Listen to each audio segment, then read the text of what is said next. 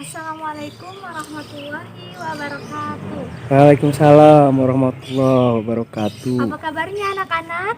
Baik, Alhamdulillah. Masih semangat hari ini? semangat Bu. Kok kelihatannya langsung gitu sih? Ayo semangat, manjada wajada. Siapa yang bersungguh-sungguh maka ia akan berhasil. Siapa yang bersungguh-sungguh dalam menuntut ilmu, insya Allah dia akan sukses. Makanya semangat hari ini. Semangat Bu. Alhamdulillah masih pada semangat ya. Ibu absen dulu, apakah ada yang tidak masuk? Apni, Hadir Bu. Ira, Hadir. Novia. Hadir. Alhamdulillah hadir semua ya. Nah, sekarang Ibu mulai pembelajarannya dengan berdoa terlebih dahulu. Nah, yuk KM silahkan pimpin doa. Siap Bu. Baik teman-teman, sebelum kita mulai pelajaran, kita berdoa dulu. Berdoa dipersilahkan. Selesai. Nah, Alhamdulillah kita telah berdoa. Mari kita mulai pembelajaran hari ini. Minggu kemarin kita telah membahas tentang kekalahan Jepang dalam Perang Pasifik. Apakah ada yang masih ingat tentang bagaimana Jepang bisa kalah di Perang Dunia Kedua? Ayo cungkan tangan siapa yang masih ingat faktor-faktor penyebab kekalahan Jepang. Saya Bu. Ayo Nandi silahkan. Jepang kalah itu gara-gara kota Hiroshima dan Nagasaki dibom Bu. Nah, benar sekali. Ada yang mau menambahkan lagi? Saya Bu. Ayo Willy.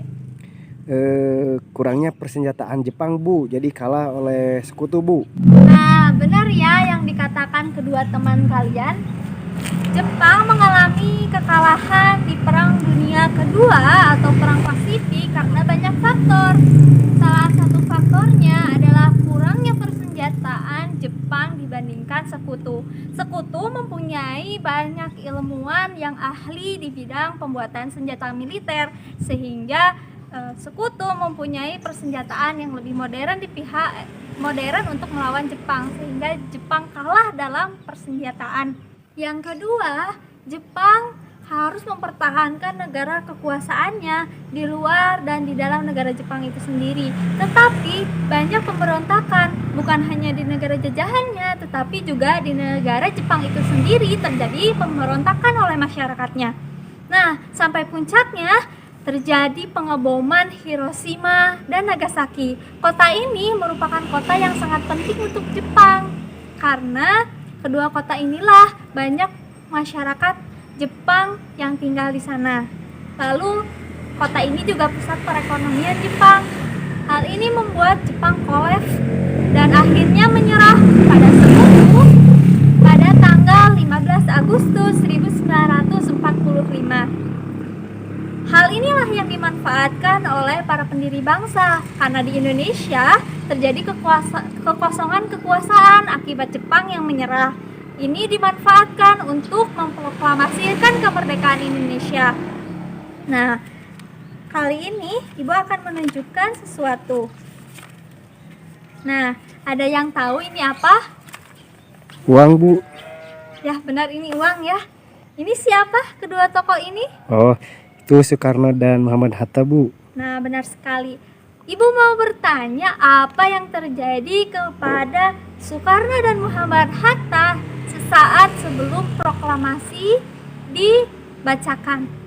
Ayo, ada yang sudah membacanya? Cungkan tangan yang bisa menjawab. Saya Bu.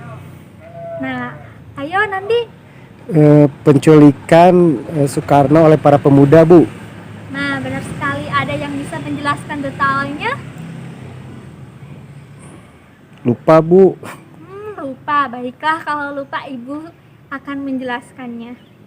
Peristiwa Rangkas Dengklok atau peristiwa penculikan Soekarno dan Muhammad Hatta oleh para pemuda, hal ini didasari oleh kekhawatiran para pemuda yang mengkhawatirkan Soekarno terpengaruh oleh Jepang sehingga menunda kemerdekaan. Hal ini membuat para pemuda menyampaikan pendapatnya kepada Soekarno bahwa Indonesia harus segera memproklamasikan kemerdekaannya. Peristiwa Rengas Dengklok atau peristiwa penculikan Soekarno dan Muhammad Hatta ke daerah Rengas Dengklok yang dilakukan oleh para pemuda, hal ini bertujuan untuk menyampaikan pendapat para pemuda bahwa Indonesia harus segera memproklamasikan kemerdekaannya. Hal inilah yang didesak oleh para pemuda kepada Soekarno dan Hatta. Hingga akhirnya Soekarno dan Hatta menyetujuinya dan para pemuda memulangkannya ke Jakarta pada 16 Agustus 1945 ke sore hariannya. Nah, kita lanjutkan pembahasannya. Ayo, simak dengan tenang ya anak-anak. Baik, Bu. Baik. Setelah peristiwa Rengas Dengklok, peristiwa proklamasi pun dilaksanakan keesokan harinya. Untuk memperjelas peristiwa tersebut, mari kita tonton video berikut ini. Sepulang dari Rengas Dengklok, Soekarno dan Hatta hendak bersidang dengan PPKI di Hotel Das Indies, Jakarta. Tapi Jepang melarangnya. Perubahan situasi mengarahkan rapat persiapan kemerdekaan ke rumah Laksamana Maeda, perwira Angkatan Laut Jepang. Di tempat inilah dalam sebuah ruangan, Soekarno, Hatta, dan Ahmad Subarjo merumuskan naskah proklamasi kemerdekaan tanpa gangguan dari Jepang. Soekarno lalu membacakannya ke anggota PPKI dan pemuda di serambi rumah. Naskah yang singkat, tapi semua sepakat dengan isinya. Kemerdekaan bukan lagi impian. Hari bersejarah itu tiba. Soekarno membacakan naskah proklamasi kemerdekaan Indonesia ke banyak orang di rumahnya, di Jalan Pegangsaan Timur nomor 56 Jakarta. Tokoh-tokoh pergerakan nasional dan rakyat biasa membaur, mendengarkan pembacaan itu dengan heran. Setelah itu, bendera merah putih jahitan Fatmawati istri Soekarno dinaikkan perlahan, diiringi lagu Indonesia Raya. Penghormatan pun diberikan. 17 Agustus 1945, Indonesia akhirnya merdeka. Ini bukanlah pemberian, melainkan hasil perjuangan dari seluruh rakyat Indonesia. Proklamasi kemerdekaan mengantar bangsa Indonesia bergelut dengan cerita baru. Jepang memang telah terjungkir, tapi pengaruhnya belum berakhir. Ini dialami oleh fotografer Mendur bersaudara dalam merekam dan menyebar proklamasi. Jepang menghancurkan kamera Alex Mendur, sang kakak. Karena itu, Franz, sang adik, mengubur negatif fotonya di halaman kantor Surat Kabar Asia Raya demi selamatkan bukti-bukti proklamasi. Di tempat lain, pewarta berhasil mengabarkan proklamasi lewat media cetak, juga melalui siaran radio dengan menggunakan beragam bahasa daerah. Di desa-desa, pemuda Republik berperan meneruskan kabar proklamasi. Mereka berkeliling dan berteriak, "Jepang menyerah, Indonesia merdeka!"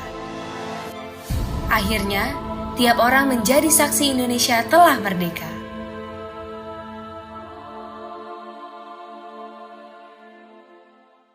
Baik, kita telah menonton video pembelajaran tadi. Apakah kalian dapat mengerti si video tersebut? Mengerti, Bu. Nah, kita lanjutkan ya pembelajarannya. Coba fokus ke sini. Perhatikan Ibu baik-baik. Ya. Peristiwa proklamasi menjadi titik awal perjuangan bangsa Indonesia mempertahankan kemerdekaannya. Indonesia berusaha mati-matian untuk mempertahankan kemerdekaannya. Hal ini disebabkan oleh banyak faktor. Salah satunya adalah kedatangan Inggris dan tentara Nika atau tentara Belanda ke Indonesia untuk mengambil alih kekuasaannya. Nah, kalian apakah ada yang tahu peristiwa apa saja yang dilakukan oleh masyarakat Indonesia untuk mempertahankan kemerdekaan Indonesia? Ayo, siapa yang tahu? Lupa, Bu. Oke lah, kalau kalian lupa, Ibu akan jelaskan.